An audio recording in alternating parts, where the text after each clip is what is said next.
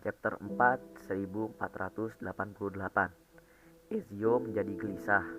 Pada hari ulang tahunnya tahun itu, Ezio duduk merenung di bangku dekat pelabuhan, di mana ia didekati oleh Rosa. Pencuri itu menyapa Ezio dan menanyakan masalahnya, dan dia hanya menjawab bahwa itu adalah hari ulang tahunnya.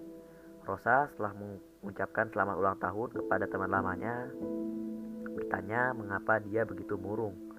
Ezio mengenang kehidupannya sebagai seorang asasin dan mengatakan kepadanya bahwa perjalanannya sejauh ini tidak membuahkan hasil apapun baginya. Menyatakan bahwa bahkan setelah 10 tahun dia tidak bisa mendekatkan alasan dibalik pembunuhan keluarganya. Rosa mencoba membangkitkan semangatnya dengan mengatakan kepadanya bahwa tindakannya telah membuat segalanya lebih baik bagi orang-orang Venesia. Memikirkan cara lain untuk menghibur temannya, Rosa memberi Ezio hadiah ulang tahun, manifest pengiriman El Arsenale dari kapal ke Siprus telah berangkat.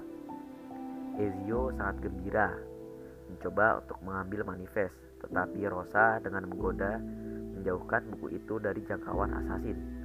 Tetapi sebelum memberitahunya bahwa kapal akan kembali besok, saat keduanya sedang bermain, Leonardo tiba dan memberitahu Ezio bahwa dia memiliki sesuatu yang penting untuk didiskusikan dengannya. Menyerahkan Ezio manifest pengiriman, Rosa meninggalkan keduanya sendirian, sementara Leonardo dan Ezio berjalan-jalan untuk membahas apa yang telah dipelajari Leonardo. Leonardo menjelaskan kepada Ezio bahwa 2 halaman kodeks terakhir setelah disatukan memiliki tanda-tanda yang diklarifikasi menjadi kata-kata yang mengungkapkan pesan Nabi akan muncul ketika potongan kedua dibawa ke kota terapung. Setelah mendengar ini, Ezio mengingat 2 bidak Eden yang telah disebutkan sebelumnya kepadanya, dan menjelaskan kepada temannya bahwa pamannya pernah memberitahu dia tentang nubuat yang tersembunyi di dalam kodeks yang mengarah ke kubah kuno yang berisi entitas yang kuat. Leonardo terkejut dengan kemungkinan itu, tetapi khawatir dengan fakta bahwa beberapa halaman diambil dari Barbarigo dan pengikutnya, yang berarti bahwa musuh kemungkinan besar juga mengetahui ramalan itu. Sampainya di El Arsenale, Ezio naik ke dinding benteng yang merupakan titik pandang yang lebih baik dan lebih aman. Seperti yang diharapkan, kapal tiba di pelabuhan dan tentara yang membawa lambang burung dia di baju besi. Mereka mengirimkan artefak hiasan ke seorang kurir. Saat Ezio melihatnya, dia terkejut melihat pamannya Mario juga memata-matai kapal dari jauh. Saat Ezio bertanya-tanya apa urusan pamannya di Venezia, kurir itu menyelesaikan persiapannya dan meninggalkan pelabuhan. Dengan diam-diam membuntuti kurir itu, Ezio berjalan melintasi distrik, menghindari para penjaga seperti yang dilakukan. Ketika kurir akhirnya berhasil mencapai benteng, terungkap bahwa orang Spanyol itu hadir di Venezia dan kurir itu akan mengemas dan mengirimkan artefak kepadanya. Ketika Ezio mendengar kehadiran orang Spanyol itu, dia memutuskan untuk membunuh kurir itu dan menyamar sebagai dia untuk bertemu dengan Rodrigo dan melihat kematiannya secara pribadi.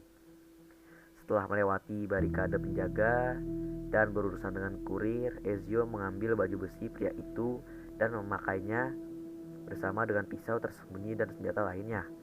Setelah persiapannya, seorang kapten penjaga tiba dan berbicara dengan Ezio. Tidak menyadari bahwa dia sedang berbicara dengan seorang asasin, penjaga itu bertanya kepadanya apakah semua sudah siap. Sebelum mengatakan kepadanya tentang pentingnya perannya dalam pengiriman. Setelah ini, Ezio dan kapten ditemani oleh penjaga lainnya pergi untuk bertemu dengan Rodrigo di salah satu kanal kota. Rombongan itu sampai di tempat pertemuan di mana Rodrigo menunggu mereka berdua. Saat sang kapten memberi hormat kepada Grandmaster, Ezio bersiap untuk bergerak membunuh kapten penjaga dan mengawalnya.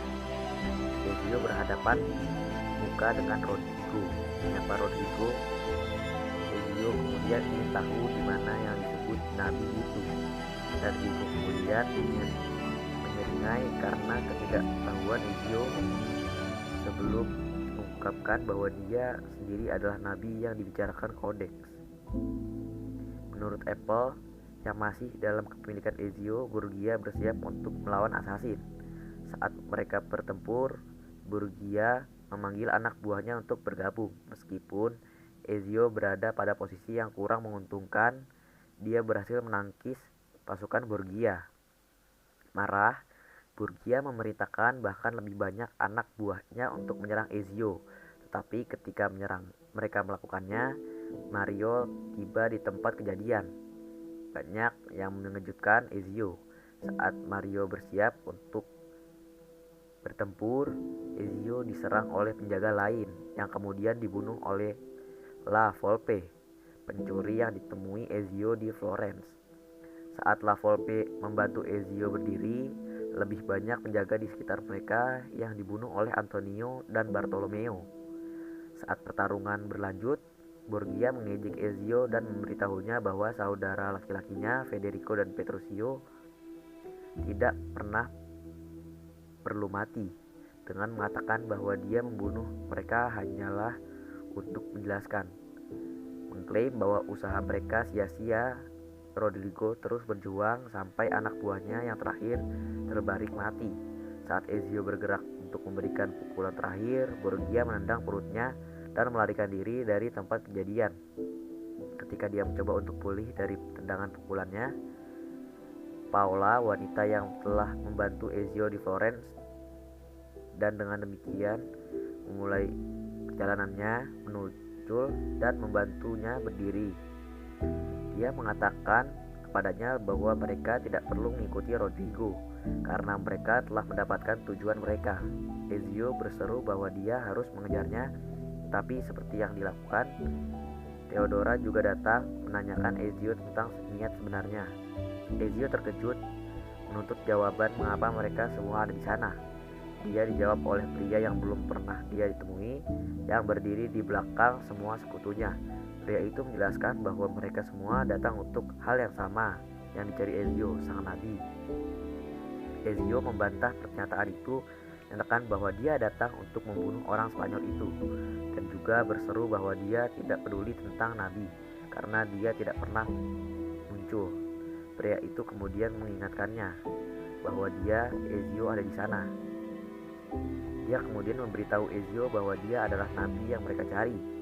Ezio sangat bingung menanyakan nama pria itu, dan pria itu menjawab dia adalah Niccolo di Bernardo de Machiavelli, seorang assassin seperti semua yang berkumpul di sana. Sangat terkejut bahwa sekutu lamanya juga adalah assassin, Ezio kemudian diberitahu oleh pamannya Mario bahwa mereka semua telah mengawasinya, mengajarinya keterampilan yang diperlukan untuk bergabung dengan mereka. Antonio kemudian memberi Ezio peta dan menyuruhnya menemui mereka di sana saat matahari terbenam. Ezio tiba di tempat pertemuan, berdiri di depan semua anggota penting Ordo saat pamannya memulai upacara dengan mengucapkan kata-kata yang diucapkan oleh leluhurnya, La Sya'a wa Queen Mutlat Balik Ulun Mungkin. Machiavelli kemudian memulai inisiasi. Saat dia dan yang lainnya mulai melafalkan syahadat, Mario kemudian bertanya kepada keponakannya apakah dia akhirnya siap untuk bergabung dengan barisan mereka. Yang dengan percaya diri, Ezio menjawab dengan tegas. Antonio kemudian menempelkan tanda assassin ke jari manis Ezio menggunakan penjepit logam panas yang telah ditempatkan di Anglo.